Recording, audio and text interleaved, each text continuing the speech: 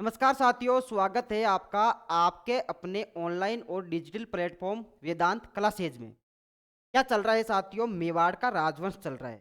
क्या चल रहा है? मेवाड़ का राजवंश। आज जो नए शासक हम पढ़ेंगे उनके बारे में पढ़ेंगे साथियों। कौन है वो शासक? जरा बताना। पिछली क्लासों में तो आपने पढ़ाई है और मैं बता के भी गया हूं। किन के बारे में पढ़ेंगे? जय सिंह जी के बारे में। कौन से सिंह जी साथियों? जय सिंह जी। राज सिंह जी के बाद में मेवाड़ के जो अगले उत्तराधिकारी हुए वो कौन हुए? जय सिंह जी। अब मैं इनको क्या बोलूंगा? राणा जय सिंह जी। भाई क्या बोलूंगा रे? राणा जय सिंह जी। राणा जय सिंह। वैसे तो शासनकाल पूछा नहीं जाता है और इंपोर्टेंट इंपोर्टेंट शासकों के शासनकाल आपको याद भी रहने चाहिए। लेकिन अब फिर भी आपको लगे कि यार हमें शासनकाल बता दो आप, तो मैं जरूर बताऊंगा आपको इनका शासनकाल। शासनकाल है साथियों 1680। हमने बात की थी कि राज सिंह जी का विष देने से या जहर देने से 1680 में क्या हो जाता है? देहांत हो जाता है। कब देहांत हो गया? 1680 में। तो 1680 से लेकर 98 तक इनका क्या है साथियों? शासनकाल है। 1680 से 98। इस बात का क्या रखना है आपको? विशेष ध्यान रखना है। ठीक है। अब देखो, अगर पूछ ले कि भाई इनका राज्याभिषेक कहां हुआ, ये इंपोर्टेंट बनेगा रे। इनका राज्याभिषेक कहां हुआ? इनका राज्याभिषेक कहां होता है साथियों? लिखना जरा। राज्याभिषेक। राज्याभिषेक। राज्याभिषेक कहां होता है रे? राज्याभिषेक होता है इनका कुर्जा गांव में। गांव कौन सा है? कुर्जा। कुर्जा एक पक्षी भी है और कुर्जा एक गांव है। गांव का रहेगा ये राज संबंध में। कहा है गांव ये? राज संबंध में। और कुर्जा गांव है जो राज संबंध में। वहां क्या होता है? राणा जय सिंह जी का राज्याभिषेक। शासनकाल 1680 80 से लेकर 98 तक। कहने का मतलब 17-18 साल इनका शासनकाल रहा था। राज सिंह जी के बाद में यही क्या थे? मेवाड़ के अगले शासक या उत्तराधिकारी थे। ठीक है साथियों। इनके समय की एक सबसे प्रमुख अगर कोई घटना पूछ रहे कि भाई राज सिंह जी के बाद में जय सिंह जी, और जय सिंह जी के समय की कोई प्रमुख घटना पूछ रहे आपको, तो आप बताना कि इनके समय की एक ही प्रमुख घटना है और वह घटना क्या है? मेवाड़ की मुगल बादशाह औरंगजेब से संधि। किन से संधि? औरंगजेब से संधि। अगली स्लाइड पे लेते हैं। मुगल बादशाह औरंगजेब की मेवाड़ से संधि या मेवाड़ की औरंगजेब से संधि। औरंगजेब से संधि। आप बताओगे कि भाई इसमें क्या इंपॉर्टेंट है, हम ये भी बताएंगे। इस संधि के बारे में आपको ध्यान रखना है। मेवाड़ की औरंगजेब के साथ संधि। भाई हमने मुगल मेवाड़ संधि पढ़ी, 1615 की संधि पढ़ी। उसके बाद में हमने ये पढ़ा कि जब चित्तौड़गढ़ दुर्ग का राज सिंह जी वापस पुनर्निर्माण करवाते हैं। क्या करवाते हैं? पुनर्निर्माण। तब सादुल्ला खां के नेतृत्व में शाहजहां क्या भेजता है? 30,000 की फौज भेजता है और जितना भी निर्माण करवाया गया उसको क्या कर देता है? ध्वस्त कर देता है। इसी को मद्देनजर रखते हुए इसी को मद्देनजर रखते हुए औरंगजेब के और राज सिंह जी के संबंध बिगड़ गए। वो शर्त मानी नहीं गई, उस शर्त का उल्लंघन हुआ। तो शर्त थी कि भाई चित्तौड़गढ़ दुर्ग तब दिया जाएगा तब आप क्या करोगे? उसका मरम्मत नहीं करवाओगे। और अगर आप मरम्मत करवाते हो तो हम फिर क्या समझेंगे? भाई आप युद्ध की तैयारियां कर रहे हो। इस वजह से वो संधि टूट जाती है। टूट गई। तो मेवाड़ और औरंगजेब की संधि अगर पूछ ले कि किन के शासनकाल में होती है, तो आप बता दो कि जय सिंह जी के शासनकाल की ये सबसे प्रमुख घटना है। शासक कहां के? मेवाड़ के। ठीक है। ये जो संधि होती है, संधि में एक शर्त रखी गई औरंगजेब की तरफ से। शर्त क्या थी? शर्त इस प्रकार की थी कि मेवाड़ वाले मारवाड़ के राव अजीत सिंह का सहयोग नहीं करेंगे। जबकि राज सिंह जी मेवाड़ के शासक थे और वो क्या कर रहे थे? मारवाड़ के अजीत सिंह का समर्थन कर रहे थे, उनको राजा बनाने में योगदान कर रहे थे। इस प्रकार से ये जो संधि होती है, उस संधि में औरंगजेब जय सिंह जी को बोलता है कि आप है ना, भाई मेवाड़ अब आपका है, तो आप क्या नहीं करोगे? मारवाड़ के राठौड़ों की सहायता नहीं करोगे। क्या नहीं करोगे? मारवाड़ के राठौड़ों की सहायता नहीं करोगे। ठीक है ना? देखना जरा, इसमें लिखना आप। संधि की शर्त क्या थी? मेवाड़ मारवाड़ की मारवाड़ की और मारवाड़ का राजा कौन उस समय? अजीत सिंह। अजीत सिंह। अजीत सिंह की सहायता सहायता सहायता नहीं करोगे, नहीं करोगे। ठीक है, जबकि सहायता कौन कर रहा था यह भी आपको ध्यान रखना है, और सहायता कौन नहीं करेगा यह शर्त कौन सी संधि की है? मेवाड़ की औरंगजेब से संधि। यह प्रमुख एक क्या थी साथियों? शर्त थी। ठीक है, अब मैं बताऊंगा कि भाई जय सिंह जी के इस सांस्कृतिक उपलब्धियों के बारे में। भाई जय सिंह जी ने कला के क्षेत्र में कौन कौन सा योगदान दिया, कौन कौन से निर्माण करवाए, कौन कौन सी झीलें बनवाई। ठीक है ना साथियों, देखना जरा, ये क्या करते हैं, उदयपुर में एक जय संबंध, कौन सी संबंध? जय संबंध झील का निर्माण करवाते। झील का निर्माण, अगर क्वेश्चन आ जाए कि जय संबंध झील है कहां, कहां है साथियों? यह झील पड़ेगी अपने उदयपुर में। कहां पड़ेगी? उदयपुर में। ठीक है, झील का निर्माण कब होता है? लगभग 1688 से लेकर 91-92 तक की यह झील बनी। ठीक है, 4-5 साल में इस झील का निर्माण होता है साथियों। यह झील है कहां? उदयपुर में है। ये इसको क्या कहा जाता है? इसको कहा जाता है राजस्थान की सबसे बड़ी, राजस्थान की सबसे बड़ी, सबसे बड़ी कृत्रिम झील, कृत्रिम झील। साथ में साथ ये झील किस प्रकार की रहेगी भाई? झीलें तो खारी पानी की भी होती है, मीठे पानी की भी होती है, तो ये झील कौन सी पानी की है? ये झील है साथियों मीठे पानी की झील, मीठे पानी की झील, की झील। 2 से 3 नदियों के पानी को रोककर इस झील का निर्माण करवाया गया था। तो इस बात का भी ध्यान रखना है, कौन कौन सी नदियों का पानी रोका गया था? नदियों का पानी, कौन कौन सी नदियों का पानी रोका गया था, या वर्तमान में भी इस झील में, जय संबंध झील में कौन कौन सी नदियों का पानी आता है? तो साथियों एक है गोमती नदी, कौन सी नदी? गोमती नदी, गोमती नदी। एक है जागर नदी, जागर नदी। और साथियों एक है रूपारेल नदी, रूपारेल नदी।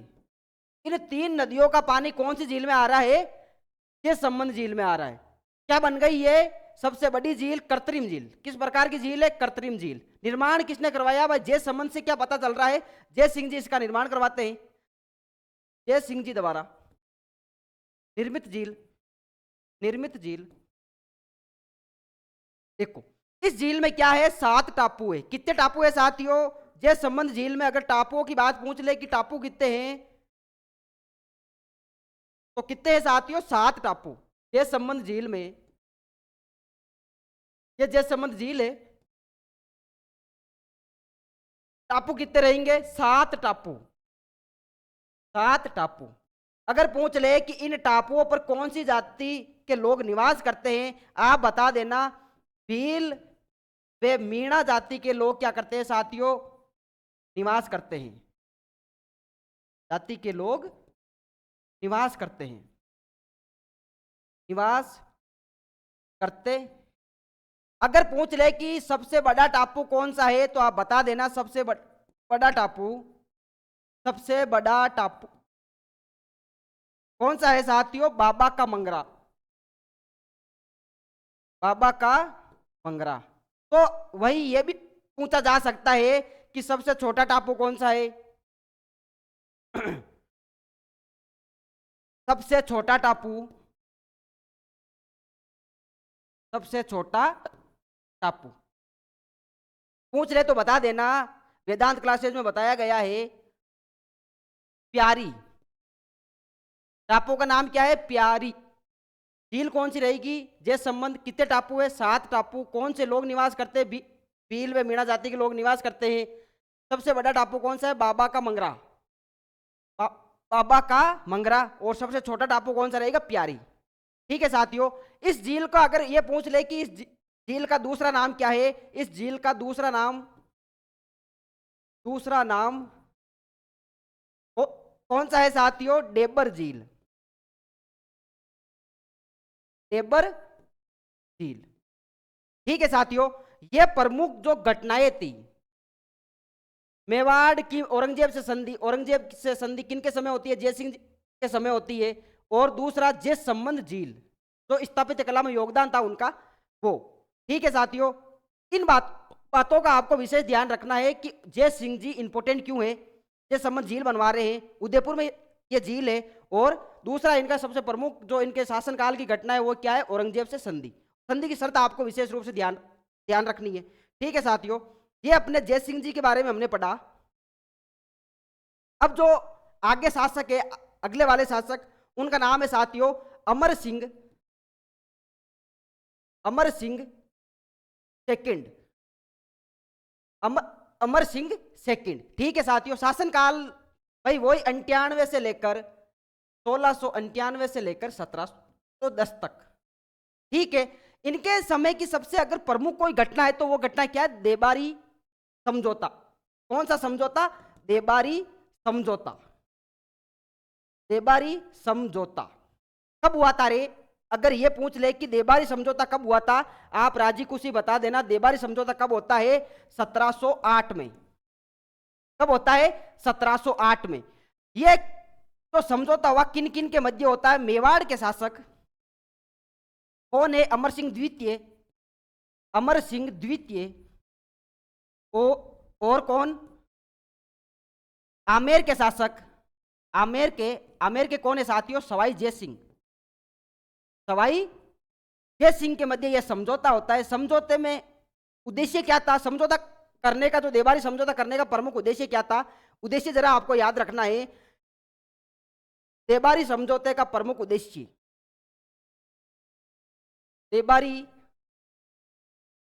समझौते या समझौता का प्रमुख उद्देश्य, प्रमुख उद्देश्य भाई ये समझौता क्यों करना पड़ा, क्या मुसीबत आन पड़ी कि इस समझौते की जरूरत पड़ी। मेवाड़ वाले किन से समझौता कर रहे हैं, आमेर से समझौता कर रहे हैं। ठीक है साथियों, इस समझौते का प्रमुख उद्देश्य जरा याद रखना है। उद्देश्य क्या था साथियों, मारवाड़ के शासक अजीत सिंह को राजा बनवाना। मारवाड़ के शासक अजीत या मारवाड़ के अजीत सिंह को, मारवाड़ के अजीत सिंह को, अजीत सिंह को शासक बनवाना, शासक बनवाना।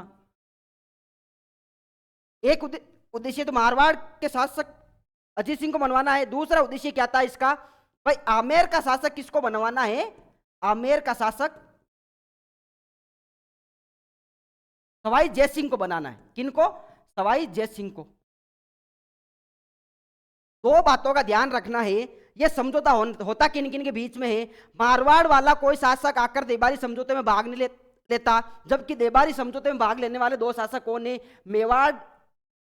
मेवाड़ के कौन, अमर सिंह द्वितीय, और इधर आमेर के कौन है, अपने आमेर के कौन है साथियों, सवाई जय सिंह, सवाई जय सिंह। इस बात का आपको विशेष ध्यान रखना, इन दो बातों का, कि यह समझौता होता किन किन के बीच में है और इस समझौते का प्रमुख उद्देश्य क्या था। प्रमुख उद्देश्य के बारे में आपको विशेष ध्यान रखना है। अजीत सिंह को मारवाड़ का जो शासक बनवाना है, अजीत सिंह को बनवाना है, साथ में साथ आमेर का शासक किसको बनवाना है, सवाई जय सिंह को। ठीक है साथियों, इस समझौते की, भाई ये तो समझौता हो गया, उसका उद्देश्य तो हमने देख लिया, लेकिन इस समझौते के बाद में मेवाड़ और आमेर के बीच में वैवाहिक संबंध स्थापित हो गए साथियों। क्या हुए, मेवाड़ और आमेर के बीच में वैवाहिक संबंध। देखना जरा इसको, मैं लिखना चाहूंगा यहां पर। अमर सिंह जी की पुत्री थी चंद्र कंवरी। कौन सी कंवरी, चंद्र कंवरी। पुत्री किन की है, डॉटर ऑफ, पुत्री किन की है, अमर सिंह द्वितीय की, अमर सिंह द्वितीय की। और अमर सिंह द्वितीय शासक कहां के है, कहां के रे, मेवाड़ के। इन दोनों, मतलब जो चंद्र कंवरी है, चंद्र कंवरी पुत्री किन की है, अमर सिंह द्वितीय की। इनकी शादी किन से करवानी है, शादी किन से होगी, सवाई जय सिंह से। किन से, सवाई जय सिंह से, जय सिंह से। और सवाई जय सिंह कहां के शासक है, आमेर के। ठीक है, ये जो वैवाहिक संबंध स्थापित हुए थे, इसकी शर्त क्या थी भाई, वैवाहिक संबंध किस शर्त पर किया गया था। वैवाहिक संबंध अमर सिंह जी ने बोला कि मैं मेरी पुत्री का हाथ सवाई जय सिंह के हाथ में तब दूंगा जब चंद्र कंवरी से उत्पन्न उत्तर आमेर का भविष्य में, आमेर का क्या बनेगा, आमेर का शासक बनेगा, शासक बनेगा। ठीक है जी, ठीक। इस बात का आपको विशेष ध्यान रखना है। अब अगर आपको पूछ ले कि मेवाड़ का जब मारवाड़ से एक इसी प्रकार का केस बना था, तब हंसाबाई से उत्पन्न पुत्र क्या बनेगा, मेवाड़ का अगला राजा। ठीक है, वो राजा आप बता देना बाद में कौन है। इस बात का विशेष ध्यान रखना है कि चंद्र कंवरी का विवाह सवाई जयसिंह से कौन सी शर्त पर किया गया था। ठीक है ना साथियों, देखो आगे। अमर सिंह जी को, तो अमर सिंह द्वितीय, इनको ज्यादा क्यों पढ़ा जाता है, ज्यादा क्यों पूछा जाता है इनके बारे में। इन्होंने क्या किया, अपने ही मेवाड़ में या अपनी ही रियासत में सामंत प्रथा और जागीर प्रथा को वापस शुरू किया। कौन सी प्रथा साथियों, सामंत प्रथा या व्यवस्था को, सामंत प्रथा या फिर व्यवस्था तथा जागीरी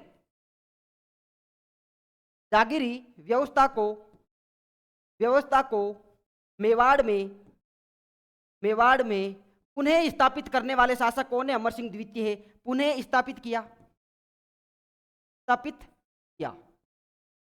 एक बार को यह व्यवस्था गड़बड़ाई गई थी किसी कारणवश, और कारण क्या रहा होगा ये आपको पता है। मेवाड़ मुगल जो संधि हुई उसके बाद में जो ये व्यवस्था थी, सामंत व्यवस्था, साथ में साथ जागीरी व्यवस्था, पूरी तरीके से इस व्यवस्था का ह्रास हो जाता है, विनाश हो जाता है। तब वापस इस व्यवस्था को अस्तित्व में लाने वाले कौन है साथियों, अमर सिंह द्वितीय। कहां लेकर आते हैं, कहां लेकर आते हैं साथियों, मेवाड़ में ही लेकर आएंगे ना भाई साथ, वही कि क्या है, शासक है। इस बात का भी आपको विशेष ध्यान रखना है। और अमर सिंह जी के बारे में क्या क्या बातें हैं। अमर सिंह जी ने मेवाड़ का प्रशासन चलाने के लिए अपने विभागों को 2 भागों में बांट दिया। क्या कर दिया, प्रशासन को चलाना है, मेवाड़ के प्रशासन को क्या करना है, चलाना है। मेवाड़ के प्रशासन को चलाने के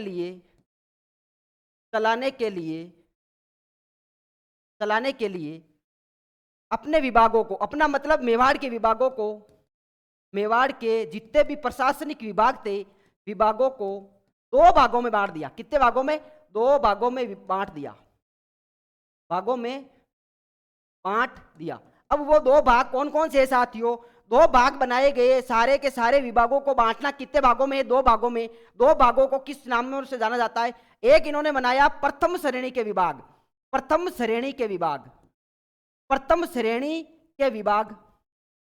ठीक है जी, ठीक है। दूसरा बनाएंगे ये द्वितीय श्रेणी के विभाग, कितनी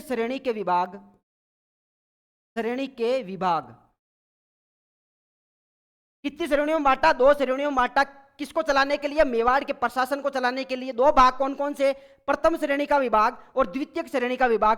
प्रथम श्रेणी में सरदारों की संख्या कितनी रखी गई, 16।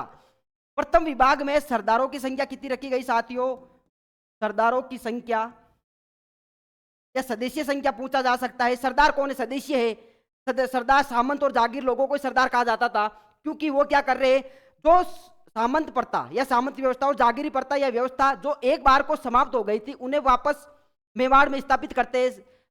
जैसे स्थापित करते हैं अपने विभागों को, तो मेवाड़ के विभाग गए, और मेवाड़ का प्रशासन अगर अब अच्छे ढंग से चलाना है तो विभागों को कितने भागों में बांटना पड़ेगा, 2 भागों में बांटना पड़ेगा। 2 भाग कौन कौन से वो आपने देख लिए।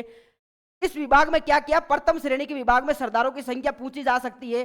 अगर पूछ ले तो आप बता देना, 16 है। कितनी है, 16। 16 का 2 गुना कितना होता है, द्वितीय श्रेणी में जाएगा वो, और 2 गुना कितना होता है, 32। तो द्वितीय श्रेणी में सरदारों की संख्या कितनी थी साथियों, सरदारों की संख्या 32। कितनी थी साथियों, 32। इस बात का विशेष ध्यान रखना है कि अमर सिंह जी ने मेवाड़ के प्रशासन को चलाने के लिए अपने विभागों को कितने भागों में बांटा, 2 भागों में। प्रथम विभाग में या प्रथम श्रेणी के विभाग में कितने सरदारों की संख्या रखी गई, 16, और द्वितीय विभाग में सरदारों की संख्या कितनी थी साथियों, 32। ठीक है। और जो ये प्रथम श्रेणी के सरदार हुआ करते थे 16, उनको क्या कहा गया, उनका एक विशेष नाम से जाना जाता है, उमराव। किन के नाम से जाना जाता है, प्रथम श्रेणी के। इधर मैं लिख रहा हूं, आप देखना जरा। प्रथम श्रेणी कौन सी श्रेणी साथियों, प्रथम श्रेणी के सरदारों को मेवाड़ में उमराव कहा गया। क्या कहा गया? उमराव। अगर पूछ ले कि उमराव जो प्रशासनिक पद होता था वो कौन सी रियासत से संबंधित है, तो कौन सी रियासत से संबंधित है साथियों? बताओ रे बताओ, कौन सी रियासत से संबंधित है? मेवाड़ से। और ये जो उमराव होते थे वो कौन सी श्रेणी के सरदार होते थे? प्रथम श्रेणी के सरदार होते थे। इस बात का भी क्या रखना है आपको? विशेष ध्यान रखना है। ये थे अमर सिंह जी के जीवन काल की या शासन काल की प्रमुख प्रमुख महत्वपूर्ण बातें। ठीक है साथियों, देवारी समझौता आपको याद रखना, उसकी डेट आपको याद रखनी है 1708। उसके बाद में चंद्र कंवरी का जो विवाह वो आमेर वाले शासक सवाई जयसिंह से कर रहे हैं, तो कौन सी शर्त पर कर रहे हैं, इस बात का भी आपको विशेष ध्यान रखना है। ठीक है साथियों, इसका मतलब क्या होता है कि सवाई जयसिंह जी के बाद में अगर अगला कोई भी राजा बनेगा तो उनका ननियाल कहाँ है या उनका मेवाड़ से संबंध किस प्रकार से, इस बात का विशेष ध्यान रखना है। ठीक है, इनके बाद में अगले शासक कौन है साथियों? संग्राम सिंह। कौन से सिंह? संग्राम सिंह। संग्राम सिंह द्वितीय। कौन से सिंह साथियों? संग्राम सिंह द्वितीय। संग्राम सिंह द्वितीय के समय क्या होता है? जैसे ये शासक बनते, भाई 1710 में शासक बन रहे, जैसे ये शासक बनते हैं 1711 मार्च 1711 में क्या होता है साथियों? मार्च, कहीं कहीं आपको मई भी मिलेगा, मई या मार्च 1711 में क्या होता है साथियों? मराठाओं ने, इन्होंने मराठों ने मंदसौर पर आक्रमण कर दिया। कहां पर? मंदसौर पर आक्रमण कर दिया। और मंदसौर पर तो आक्रमण किया जो किया, अब मंदसौर जगह कहां है? भाई एमपी में है। कहां है? एमपी में है। अब मंदसौर का मेवाड़ से क्या रिश्ता है? कोई लेना देना ही नहीं। लेकिन आक्रमण करने के साथ साथ ये क्या करते हैं, मंदसौर के आसपास जितनी भी मेवाड़ का क्षेत्र था, मंदसौर के आसपास आसपास मेवाड़ का जो क्षेत्र था, मेवाड़ का क्षेत्र, वहां पर क्या करने लग जाते हैं? धन की वसूली करने लग जाते हैं। धन की वसूली करने लग जाते हैं। ठीक है, अगर यह क्वेश्चन आ जाए कि मराठाओं का मंदसौर पर आक्रमण तथा मंदसौर के आसपास के क्षेत्र जो मेवाड़ रियासत के हुआ करते थे, वहां पर मराठाओं ने धन वसूल किनके शासनकाल के समय किया? उस समय मेवाड़ के शासक कौन थे? कौन थे रे? संग्राम सिंह द्वितीय। ठीक है, संग्राम सिंह द्वितीय के बारे में कहा जाता है कि इन्होंने उदयपुर में, कहां पर साथियों? उदयपुर में। देखना जरा आगे दिखाऊंगा मैं आपको, ये आगे देखो रे, देखो इधर देखो, देखो इन्होंने क्या किया उदयपुर में? किन्होंने? संग्राम सिंह जी ने उदयपुर में एक बाग बनाया। क्या बनाया रे साथियों? बाग बनवाया, बाग बनवाया। और इस बाग का नाम क्या रखा? बाग या उद्यान में इसको कह सकता हूं, या फिर गार्डन भी मैं इसको कह सकता हूं। इसका नाम क्या रखा? सहेलियों की बाड़ी। सहेलियों की बाड़ी। अगर क्वेश्चन आ जाए कि सहेलियों की बाड़ी कहाँ है, तो कहाँ है साथियों? उदयपुर में है कहाँ ये? उदयपुर में, उदयपुर में। इस बात का आपको विशेष ध्यान रखना है कि सहेलियों की बाड़ी के निर्माता कौन है? तो कौन है साथियों निर्माता इनके? क्या इस सहेलियों की बाड़ी जो उद्यान या बगीचा है, कौन है?